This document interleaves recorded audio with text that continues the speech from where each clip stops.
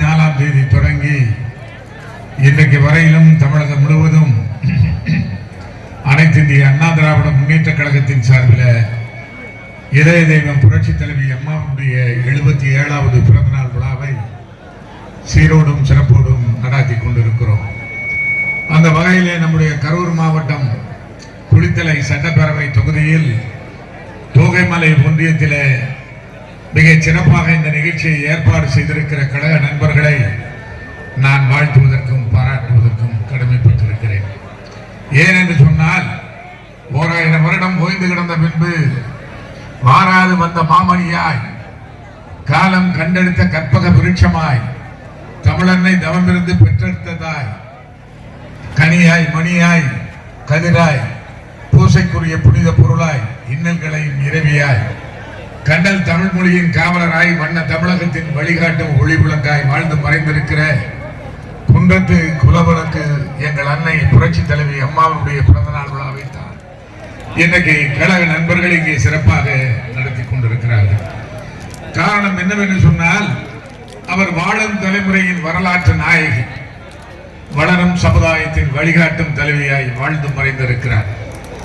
அந்த ஒப்பற்ற தலைவி புரட்சி தலைவர் எம்ஜிஆர் அவர்களால் இந்த இயக்கத்திற்கு அழைத்து வரப்பட்டவர். இந்த இயக்கத்திலே எத்தனையோ தலைவர்கள் இணைந்திருக்கிறார்கள். ஆனால் புரட்சி தலைவர் எம்ஜிஆர் அவர்களால் அழைத்து வரப்பட்ட இந்த இயக்கத்திற்கு கொண்டு வரப்பட்ட தலைவர் ஒருவர் உண்டென்று சொன்னால் அது இதய தெய்வம் புரட்சி தலைவி அம்மா ஒருவர் தான். புரட்சி தலைவர் எம்ஜிஆர் தான் வாழுகிற போதே தனக்கு பின்னாலே இந்த இயக்கத்தை வழிநடத்த ஒரு வலிமை மிக்க சக்தியை உருவாக்குவேன் என்று சொன்னார். அவராலே கண்டெடுக்கப்பட்ட பொன்மணி முத்துத்தான், அவராலே இந்த இயக்கத்திற்கும் இந்த நாட்டிற்கும் அளிக்கப்பட்ட கொடைதான் இதய தெய்வம் புரட்சி தலைவி அம்மா அவர்கள் என்று சொன்னால் அது மிகையாக. ஏனென்றால் புரட்சி தலைவர் எம்ஜிஆருடைய அனைத்து இந்திய அண்ணா திராவிட முன்னேற்ற கழகம் துவக்கப்பட்ட போது இந்த இயக்கத்திற்கு திராவிட இயக்கத்து வரலாற்றிலே புரட்சி தலைவர் எம்ஜிஆர் அவர்களால் அழைத்து வரப்பட்ட பொற்புடைய தலைவர் புரட்சி தலைவி அம்மா அவர்களாவார். காரணம், இந்த இயக்கத்தின் பரிணாம வளர்ச்சி. அனைத்து இந்திய அண்ணா திராவிட முன்னேற்ற கழகம் என்பது திராவிட இயக்கத்தினுடைய ஒரு பரிணாம வளர்ச்சியாக இந்த இயக்கம் இருக்கிறது. 1972 புரட்சி தலைவர் எம்ஜிஆர் அவர்கள் தொண்டர்களை மட்டுமே நம்பி இந்த இயக்கத்தை உருவாக்கினார். அன்றைக்கு அவருக்கு பின்னாலே திராவிட இயக்க தலைவர்கள் யாரும் வரவில்லை. அதே போல புரட்சி தலைவி அம்மா அவர்களும் 1987க்கு பின்னாலே புரட்சி தலைவர் மறைவுக்கு பின்னாலே இயக்கத்திற்கு தலைமையேற்ற போது அன்றைக்கு தொண்டர்களை மட்டுமே இந்த இயக்கத்தை நம்பி புரட்சி தலைவி அம்மா அவர்கள் இந்த இயக்கத்தை வழிநடத்தினார்கள். காரணம், இந்த இயக்கத்தினுடைய 53 ஆண்டு கால வரலாறு ஒரு நெடிய வரலாறு. இந்த 53 ஆண்டு கால வரலாற்றில் 11 ஆண்டு காலம் புரட்சி தலைவர் எம்ஜிஆர் முதலமைச்சராக போலோச்சி விட்டு சென்றிருக்கிறார். புரட்சி தலைவி அம்மா அவர்கள் 16 ஆண்டு காலம் ஒரு பொற்கால ஆட்சியை நடத்தி இருக்கிறார். அதை தொடர்ந்து அண்ணன் எடப்பாடியார் அவர்கள் 4.5 ஆண்டு காலம் ஒரு நல்ல ஆட்சியை நடத்தியிருக்கிறார். ஆக ஒரு இயக்கத்தினுடைய 53 ஆண்டு கால வரலாற்றில் அந்த இயக்கம் 31 ஆண்டுகளை கடந்து ஆட்சி பீடத்திலே இருந்திருக்கிறது என்று சொன்னால் அது இந்திய துணை கண்டத்தில் அநேகமாக அனைத்து இந்திய அண்ணா திராவிட முன்னேற்ற கழகமாகத்தான் இருக்க முடியும் என்பதை நான் பெருமிதத்தோடு சுட்டிக்காட்ட கடமைப்பட்டிருக்கிறேன். காரணம், புரட்சி தலைவர் எம்ஜிஆருடைய தீர்க்க தரிசனம். தனக்கு பின்னாலே இந்த இயக்கத்தை வழிநடத்த கருணாநிதியை எதிர்த்து அரசியல் செய்யக்கூடிய ஒரு தலைமை புரட்சி தலைவி அம்மா ஒருவருக்குத்தான் உண்டு என்று அவர் கருதினார். அவராலே சட்டமன்ற உறுப்பினர் ஆக்கப்பட்டவர்கள், நாடாளுமன்ற உறுப்பினர் ஆக்கப்பட்டவர்கள், ஏன் அமைச்சர் பதவியிலே இருந்தவர்கள் கூட திமுகவோடு கூட்டு, திமுகவோடு உறவு, திமுகவிலே ஐக்கியமாயிருக்கிற நிலைப்பாட்டை காணுகிறோம். ஆனால் அந்த மாமனிதராலே தமிழகத்தின் தீய சக்தி என்று வர்ணிக்கப்பட்ட கருணாநிதியை எதிர்த்து கடைசி வரை களம் கண்ட புரட்சி தலைவி அம்மா அவர்களை நான் புரட்சி தலைவர் எம்ஜிஆருடைய மறுபதிப்பாக பார்க்கிறேன். அந்த ஆற்றல் மிக்க தலைவி 91 முதலமைச்சராக வருகிறார். அவர் 91 முதலமைச்சராக வருகிற போது பல்வேறு வரலாற்று சிறப்புமிக்க பல்வேறு நல்வாழ்வு திட்டங்களை இந்த நாட்டிற்கு தருகிறார். குறிப்பாக சொல்ல வேண்டும் என்று சொன்னால் இடஒதுக்கீடு பிரச்சனை. 1951ஆம் ஆண்டு இந்திய அரசியல் வரலாற்றில் என்றும் இடம்பெறத்தக்க வகையில் ஒரு அரசியல் சட்ட திருத்தம் கொண்டு வரப்பட்டது. அந்த அரசியல் அதற்கு பின்னாலே ஏறத்தாழ 44 ஆண்டுகளுக்கு பின்பு இடஒதுக்கீட்டு பிரச்சனையிலே ஒரு அரசியல் சட்ட திருத்தம் வந்தது என்று சொன்னால் 1994 புரட்சி தலைவி அம்மா அவர்கள் முதலமைச்சராக இருந்தபோது இரண்டாவது அரசியல் சட்ட திருத்தம் வந்தது. பிற்பட்டவர்களுக்கு, மிக பிற்பட்டவர்களுக்கு இடஒதுக்கீடு பிரச்சனையிலே 69 விழுக்காடு வழங்க வேண்டும் என்பதை புரட்சி தலைவி அம்மா அவர்கள் சட்டமாக்கி அதை இந்திய அரசியல் பிரிவின் 9வது அட்டவணை பிரிவிலே சேர்த்தார். அதன் மூலமாக புரட்சி தலைவி அம்மா அவர்கள் சமூக நீதிகாத்த வீராங்கனை என்ற பெயரை அன்றைக்கு திராவிட கழகத்தினுடைய தலைவர் வீரமணி அவர்கள் புரட்சி தலைவி அம்மா அவர்களுக்கு தந்தார். அதே போலவே தொட்டில் குழந்தைகள் திட்டம், சென்ற நூற்றாண்டினுடைய மகோன்னத திட்டம். அந்த திட்டத்தை புரட்சி தலைவி அம்மா அவர்கள் செயல்படுத்தினார்கள். முசிலம்பட்டி, ஆண்டிப்பட்டி போன்ற மதுரை மாவட்ட பகுதிகளில் அன்றைக்கு பெண் குழந்தைகள் பிறந்து விட்டால் கள்ளிப்பாலை ஊற்றி அந்த குழந்தைகளை கொல்லக்கூடிய ஒரு சூழல் தமிழ்நாட்டிலே இருந்தது. அதை புரட்சி தலைவி அம்மா அவர்கள் தடுக்க விரும்பி தொட்டில் குழந்தைகள் என்ற திட்டத்தை தமிழ்நாட்டிலே உருவாக்கி தந்தார். சென்னையிலே கலைவாணர் அரங்கத்திலே அன்னை தெரசா அவர்கள் புரட்சி தலைவி அம்மா அவர்களை உச்சி முகர்ந்து பாராட்டி இந்த சமூக தொண்டனுக்காக அவரை புரட்சி தலைவி அம்மா அவர்களை பாராட்டினார்கள். அதே போலவே மகளிர் காவல் நிலையம் இந்திய அரசியல் வரலாற்றில், ஏன் உலக அரசியல் வரலாற்றில் எந்த ஒரு நாட்டிலும் இல்லாத அளவிற்கு 164 மகளிர் காவல் நிலையங்களை உருவாக்கினார். பெண்களுக்கு எதிராக நடைபெறக்கூடிய அந்த குற்றங்கள் களைவதற்காக, பெண்களுக்கு எதிரான அந்த குற்ற நடவடிக்கைகளை தடுப்பதற்காக புரட்சி தலைவி அம்மா அவர்கள் தமிழ்நாட்டிலே முதன் முறையாக உலகத்திலே மகளிர் காவல் நிலையம் என்ற ஒரு அற்புதமான திட்டத்தை உருவாக்கினார். இது போன்று அவர் 91 இருந்து 96 வரை செய்தார். 2001ஆம் ஆண்டு புரட்சி தலைவி அம்மா அவர்கள் முதலமைச்சராக மீண்டும் வந்தபோது அன்றைக்கு உழவர் பாதுகாப்பு திட்டம் என்று ஒரு அற்புதமான திட்டம். கருவில் இருந்து கல்லறை வரையிலும் அந்த உழவர் பெருமக்கள் ஆண் என்றாலும் பெண் என்றாலும் அவர்களுக்கு பாதுகாப்பு தரக்கூடிய வகையிலே, அது கல்வி கடன் என்று சொன்னாலும் சரி அல்லது தொழில் கடன் என்று சொன்னாலும், அத்தனை உபகரணங்களை விவசாயத்திற்கு பெறக்கூடிய கடன்கள் என்று சொன்னாலும் அத்தனையும் பெறக்கூடிய வகையிலே உழவர் பாதுகாப்பு திட்டம் என்ற ஒரு அற்புதமான திட்டம். கருவில் இருந்து கல்லறை வரையிலே செல்லக்கூடிய வகையிலே விவசாய பெருமக்களை பாதுகாப்பதற்காக, வேளாண் தொழிலாளர்களை பாதுகாப்பதற்காக புரட்சி தலைவி அம்மா அவர்கள் இந்த மண்ணிலே உருவாக்கினார். அதே போல அமைப்பு சாரா நாளெல்லாம் உழைத்து அவர்களுக்கு அமைப்புகளே இல்லாமல் தையல் தொழிற்கலைஞர்கள் என்று சொன்னாலும் சரி, அல்லது முடிதிருத்தும் தொழிலாளர்கள் என்று சொன்னாலும் சரி, அல்லது கல்லுடைக்கும் தொழிலாளர் என்றாலும், கைவண்டி இழுக்கும் தொழிலாளர்கள் என்றாலும், அமைப்புகளே இல்லாத கட்டிட தொழிலாளர்கள் என்றாலும் அத்துணை பேருக்கும் பாதுகாப்பு தரக்கூடிய வகையில அமைப்பு சாரா என்ற ஒரு திட்டத்தையும் புரட்சி தலைவி அம்மா அவர்கள் தொழிலாளர்களுக்காக கொண்டு வந்தார்கள். அதற்கு பின்னாலே 2011 முதலமைச்சர் அவர் முதலமைச்சராக வருகிற போது சட்டமன்ற தேர்தலின் பிரச்சாரத்தின் போதே சொன்னார், நான் ஆட்சிக்கு வந்தால், நான் முதலமைச்சரானால் 20 கிலோ அரிசி விலை இல்லாமல் தருவேன் என்று சொன்னார். உடனே கருணாநிதி கூட சொன்னார் தேர்தல் பிரச்சாரத்தில், கஜானாவிலே பணம் இல்லை, எங்கே இருந்து 20 கிலோ அரிசி தருவது என்று அவரை நக்கல் பேசினார், நையாண்டி பேசினார். ஆனால் புரட்சி தலைவி அம்மா அவர்கள் 2011 வெற்றி பெற்றவுடன் அவர் கையொப்பமிட்ட முதல் கோப்பு மல்விலை 20 கிலோ அரிசி விலை இல்லாமல் தருகிற அந்த அரிசி திட்டத்தில் முதல் கோப்பிலே அவர் கையொப்பமிட்டார். அந்த 20 கிலோ அரிசியை பெற்று ஏழை எளிய மக்கள் எல்லாம் அளவில்லாமல் மகிழ்ச்சியிலே வாழ்ந்து கொண்டிருக்கிறார்கள். இன்றைக்கு ஏறத்தாழ 13 ஆண்டுகள் அந்த திட்டத்திற்கு புரட்சி தலைவி அம்மா அவர்கள் கையொப்பமிட்டு, இன்றைக்கும் அந்த திட்டம் ஆட்சி மாற்றம் ஏற்பட்டாலும் கூட இன்றைக்கு தமிழ்நாட்டிலே இந்த திட்டம் தொடர்ந்து நடைபெற்றுக் கொண்டிருக்கிறது.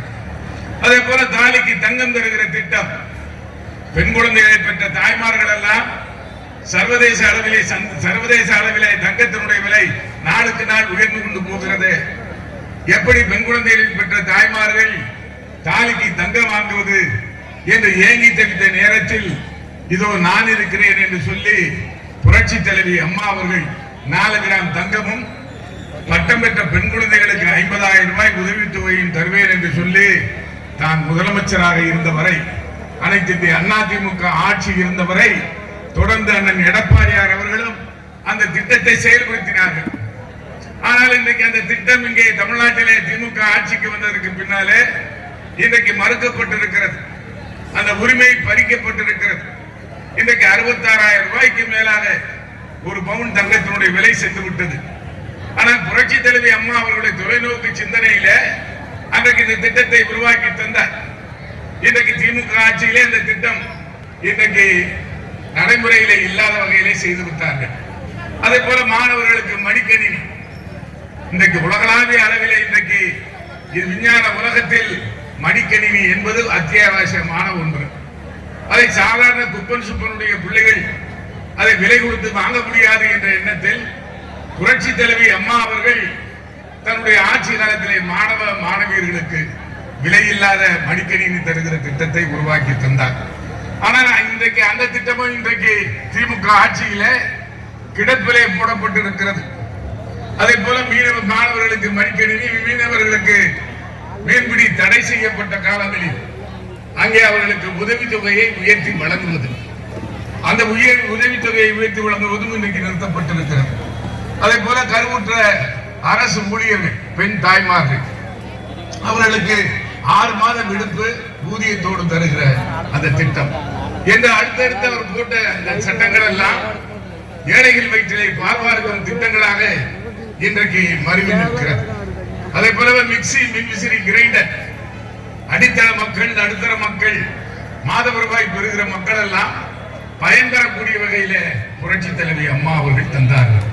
அதே போல விவசாயிகளுக்காக ஆடு மாடு வழங்குகிற திட்டம் என்று பல்வேறு திட்டங்களை இந்த மண்ணிலே புரட்சி தலைவி அம்மா அவர்கள் உருவாக்கி தந்தார்கள். அந்த ஆற்றல் மிக்க தலைவி இந்த மண்ணிலே அந்த பெருமாட்டி 2016ஆம் ஆண்டு இந்த மண்ணை விட்டு மறைந்தார். 2011 சட்டப்பேரவை தேர்தலில் மிகப்பெரிய வெற்றி பெற்றார். உள்ளாட்சி தேர்தலில் வெற்றி பெற்றார்.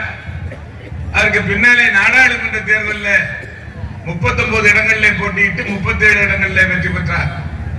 3வது அரசியல் பெரிய இயக்கமாக நாடாளுமன்றத்திலே அனைத்து இந்திய அண்ணா திராவிட முன்னேற்ற கழகத்தை உயர்த்தி காட்டினார். 37 மக்களவை உறுப்பினர்கள், 13 மாநிலங்களவை உறுப்பினர் என்று ஏறத்தாழ 50 நாடாளுமன்ற உறுப்பினர்களை கொண்ட அனைத்து இந்திய அண்ணா திராவிட முன்னேற்ற கழகம் 3வது பெரிய அரசியல் இயக்கமாக இந்திய அரசியல் கேந்திரத்திலே தன்னுடைய காய்களை நகர்த்தியது. அதே போல புரட்சி தலைவி அம்மா அவர்கள் அன்றைக்கு அவர் முதலமைச்சராக இருந்ததற்கு பின்னால் தான் அவருடைய அந்த ஆட்சி காலத்திலே தான் 32 ஆண்டுகளுக்கு பின்பு ஒரு தொடர் வெற்றி, தொடர்ந்து 2 முறை சட்டப்பேரவை தேர்தலில் வெற்றி பெற்ற அந்த வரலாறு என்பது புரட்சி தலைவி அம்மாவுடைய ஆட்சி காலத்திலே நடைபெற்றது.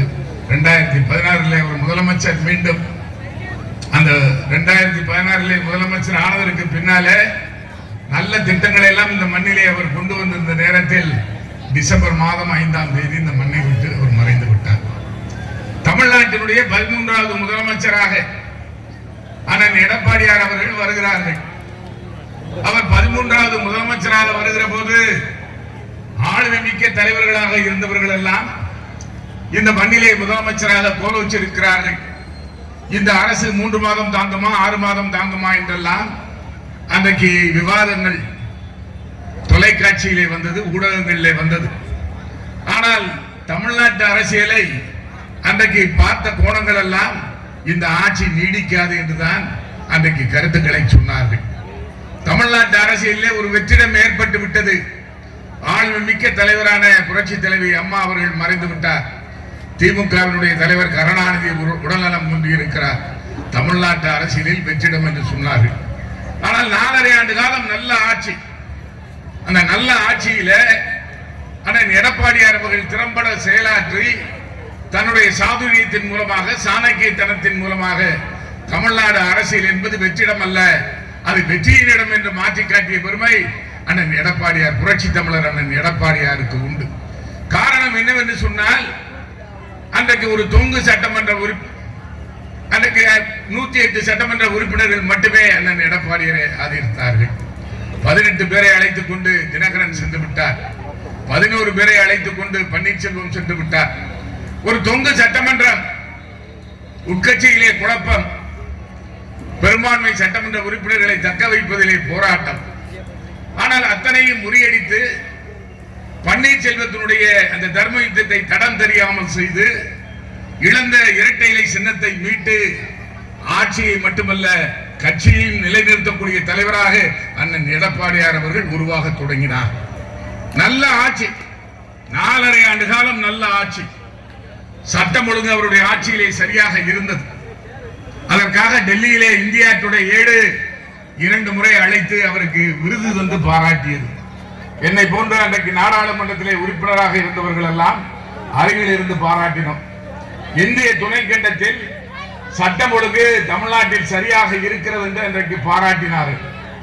அதே போலவே அவருடைய ஆட்சியிலே வெள்ளம் வந்தாலும் பஞ்சம் வந்தாலும் விலைவாசிகளை கட்டுப்படுத்துகிற அஸ்திரத்தை எப்படி புரட்சி தலைவர் எம்ஜிஆரும் புரட்சி தலைவி அம்மா அவர்களும் தன்னுடைய கரத்திலே வைத்திருந்தார்களோ அதை போல் அண்ணன் எடப்பாடியார் அவர்களும் விலைவாசியை கட்டுக்குள் வைத்திருந்தார்.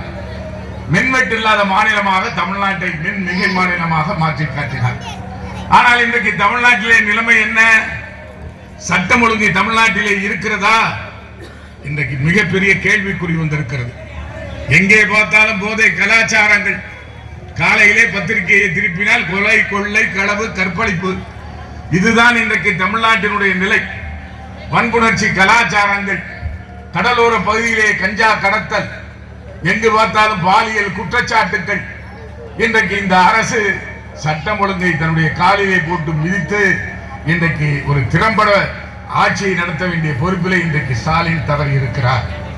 நான் இதை குறிப்பிடுவதற்கு காரணம், அனைத்து இந்திய அண்ணா திராவிட முன்னேற்ற கழக அரசு 2011 இருந்து 21 வரை சிறப்பாக பணியாற்றிய காலத்தில் அந்த அரசின் மீது பொய்யான புனையான குற்றச்சாட்டுகளை சொல்லி, அன்றைக்கு அந்த அமைச்சர்கள் மீது பொய்யான குற்றச்சாட்டுகளை சொல்லி அன்றைக்கு ஆட்சியை பிடிப்பதற்காக திராவிட முன்னேற்ற கழகம் போலியான வாக்குறுதிகளை தந்தது.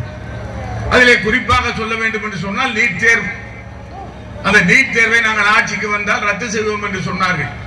இன்றைக்கு திமுக ஆட்சிக்கு வந்து ஏறத்தாழ 4 ஆண்டுகள் நிறைவு செய்ய போகிறது. இந்த 4 ஆண்டு காலத்திலே நீட் தேர்வு இன்னும் ரத்து செய்யப்படவில்லை. ஆனால் அன்றைக்கு முதலமைச்சராக இருந்த எடப்பாடியார் அவர்கள் அரசு பள்ளி கல்வியிலே படிக்கக்கூடிய மாணவர்களுக்கு உள்ஒதுக்கீடு என்று 7.5% ஒதுக்கீடை தந்து இன்றைக்கு ஏறத்தாழ ஒரு 5000 பேர் மருத்துவக் கல்லூரியிலே பிற்பட்ட மாணவர்கள் எல்லாம் படிக்கக்கூடிய ஒரு சூழலை இன்றைக்கு உருவாக்கி தந்திருக்கிறார். அதே போலவே அண்ணன் எடப்பாடியாருடைய ஆட்சியில பல்வேறு திட்டங்கள் நடைபெற்றது. குறிப்பாக சொல்ல வேண்டும் என்று சொன்னால் காவிரி வேளாண்மை பாதுகாப்பு மண்டலம். இந்த காவிரி வேளாண்மை பாதுகாப்பு மண்டலம் என்பது ஒரு வரலாற்று சிறப்பு மிக்க ஒன்று.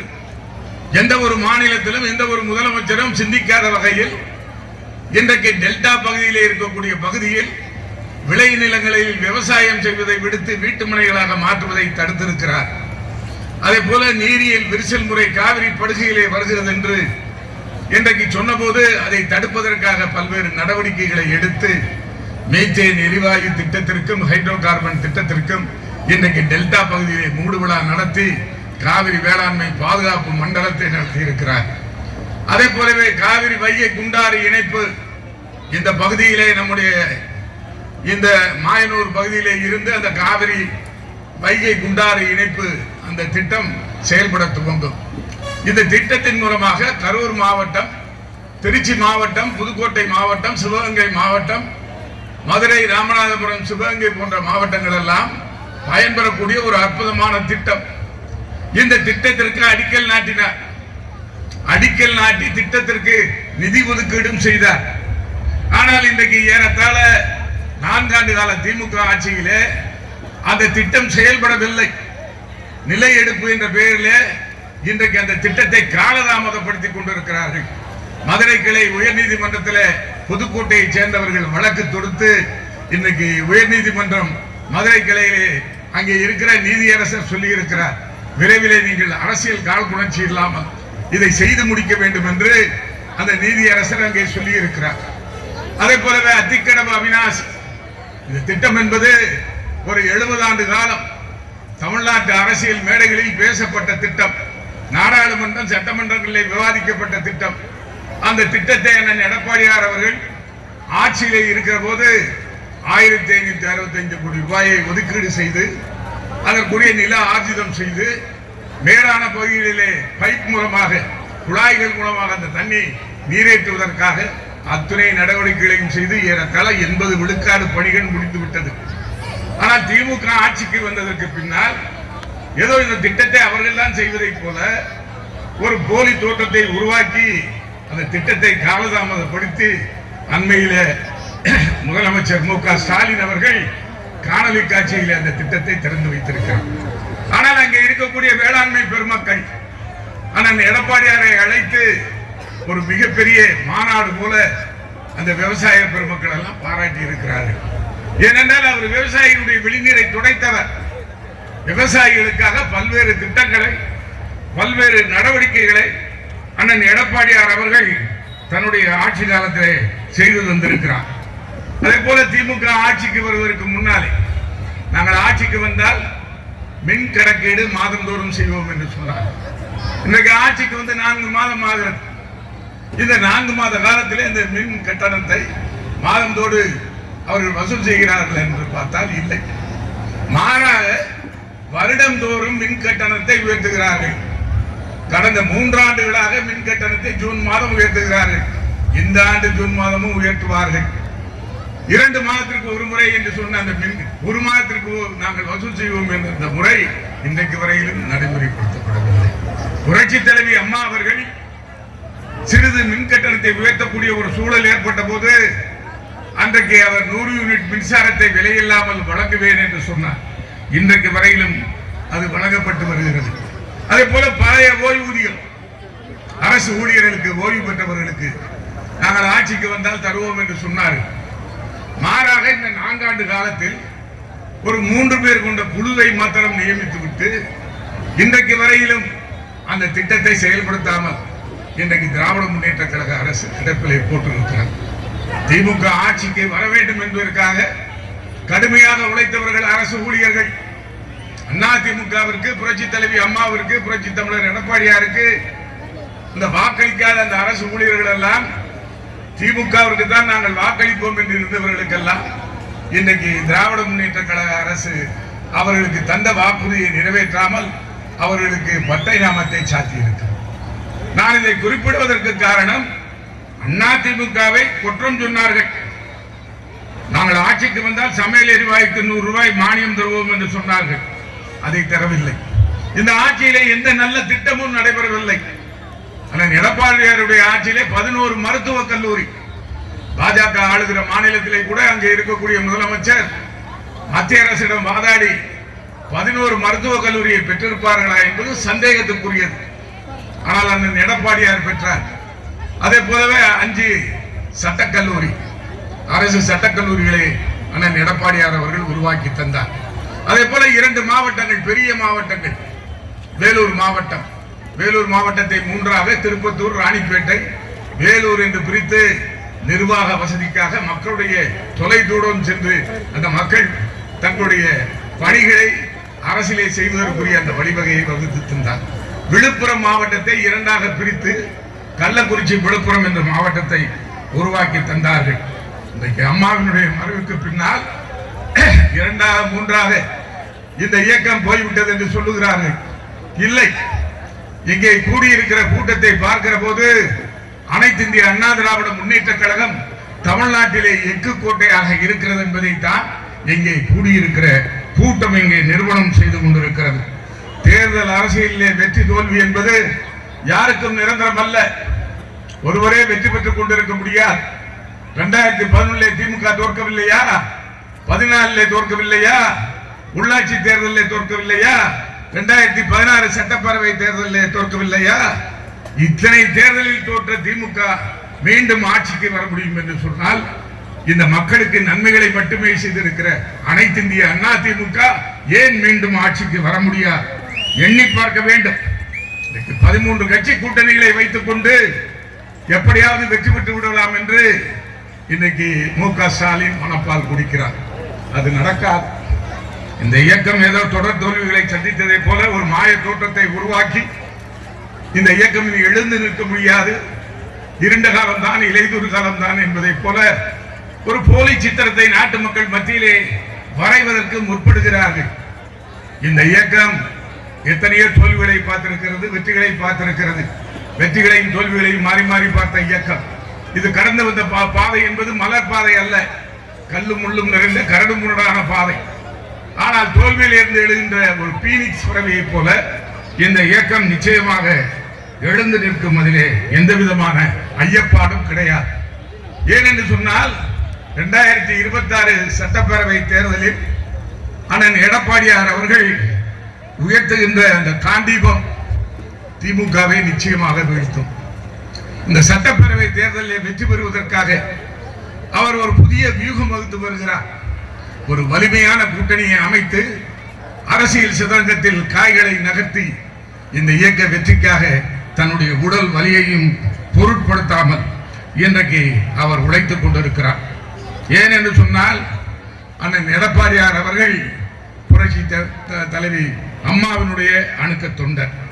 அவர் அணுகும் தொண்டர்களின் ஆலமரம். காவிரி பிரச்சனையில் அறப்போர் புரிந்த செயல் மறவர். அவரது ஆட்சியின் திட்டங்கள் அனைத்தும் வாழ்வியல் விழுமங்கள். தன் உழைப்பால் உயரங்களை தொட்டவர்கள், சவால்களை சந்தித்து சாதித்து காட்டியவர். இன்னைக்கு காலம் மாறி இருக்கலாம், ஆனால் களம் மாறவில்லை. 53 ஆண்டுகளுக்கு முன்பு எந்த கருணாநிதி இந்த இயக்கத்திற்கு எதிரியாக இருந்தாரோ அதே கருணாநிதியுடைய மகன் மு.க. ஸ்டாலின் இன்றைக்கு எதிரியாக இருக்கிறார். அன்றைக்கு அவர் என்ன தடைகளை உருவாக்கினாரோ அதே தடைகளை இன்றைக்கு அவரது மகன் மு.க. ஸ்டாலின் உருவாக்குகிறார். அந்த தடைகளை உடைத்து களம் காணும் வீரனாக அண்ணன் எடப்பாடியார் அவர்கள் இந்த இயக்கத்தை இன்றைக்கு வலிமையோடு வழிநடத்தி கொண்டிருக்கிறார்கள்.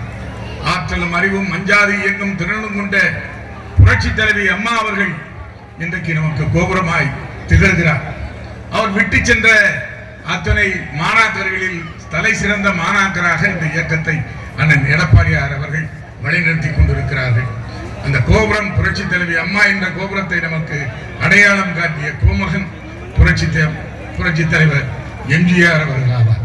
அந்த புரட்சி தலைவர் எம்ஜிஆர் வழியில புரட்சி தலைவி அம்மா அவர்கள் நல்ல ஆட்சியை 16 ஆண்டு காலம் இந்த நாட்டிலே அவர் தந்திருக்கிறார்.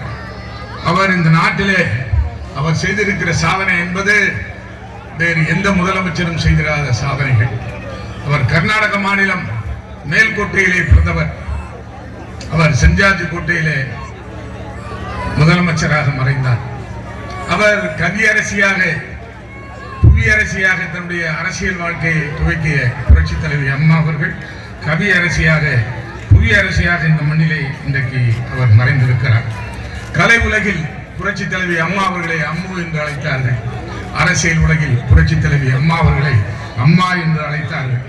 அவருக்கு யாழ் எடுத்து இசை கூட்டவும் தெரியும், அவருக்கு வாள் எடுத்து பகை முடிக்கவும் தெரியும். புரட்சி தலைவி அம்மா அவர்கள் மறைந்த போது ஈரோடு மாவட்டத்திலே கூட ஒரு பதாகை வைத்தார்கள். உங்களை ஆள வேண்டாம் என்று தான் நாங்கள் சொன்னோம், வெளியே வாழ வேண்டாம் என்று நாங்கள் சொல்லவில்லை. எனவே உங்களுடைய பணிகள் என்பதும் சிறக்க வேண்டும் என்பதுதான் நீங்கள் எதிர்பார்ப்பு என்று சொன்னார். ஆனால் மழையில் நனைந்தாலும் ஒரு சாயம் போகாத பச்சை கிளியாக இந்த மண்ணிலே வாழ்ந்து மறைந்திருக்கிற புரட்சி தலைவி அம்மா அவர்கள், அவருடைய வாரிசாக திகழக்கூடிய அண்ணன் எடப்பாடியார் அவர்கள் இந்த இயக்கத்தை இன்றைக்கு வலிமையோடு வழிநடத்தி கொண்டிருக்கிறார். அவர்களுடைய கரத்தை வலுப்படுத்தக்கூடிய வகையில தாரா சிறப்பும் வீழா புகழும் வெற்றிகொள் வீரமும் கொண்ட அண்ணன் எடப்பாடியார் வழியை நம்மொழி அதுவே என்றும் நல்வழி என்ற தாரக மந்திரத்தை ஏற்று அவர் சுட்டிக்காட்டுகிற திசையிலே வெற்றி பாய்கிற ஈட்டி முனைகளாக சுற்றி சுழந்து பணியாற்றி கழக வெற்றிக்கு நாளும் பொழுதும் உழைத்திடுவோம் என்று சொல்லி நல்ல வாய்ப்புக்கு நன்றி கூறி விடைபெறுகிறேன். நன்றி.